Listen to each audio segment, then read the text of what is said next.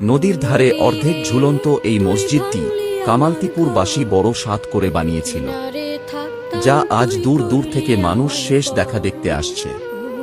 কিন্তু এই মসজিদের সঙ্গে জড়িয়ে আছে একজন ইমামেরও গল্প, যিনি প্রায় 20 বছর ধরে এখানে ইমামতি করেছেন। তিনি ছিলেন গ্রামের মানুষের আলোর দিশারি, যিনি নামাজের মাধ্যমে মানুষের মনে শান্তি ছড়িয়েছেন, দুঃখে কষ্টে পাশে দাঁড়িয়েছেন। কিন্তু মাত্র কয়েকদিন আগেই তিনি এই পৃথিবী ছেড়ে চলে গেছেন। আল্লাহ তাকে জান্নাত দান করুক। তাঁর চলে যাওয়ার শোক কাটতে না কাটতেই এই মসজিদও এখন নদীর গর্ভে তলিয়ে যাওয়ার পথে। এ যেন এক অদ্ভুত সংযোগ, ইমামের প্রস্থানের সঙ্গে মসজিদের ধ্বংসের করুণ সমাপতন।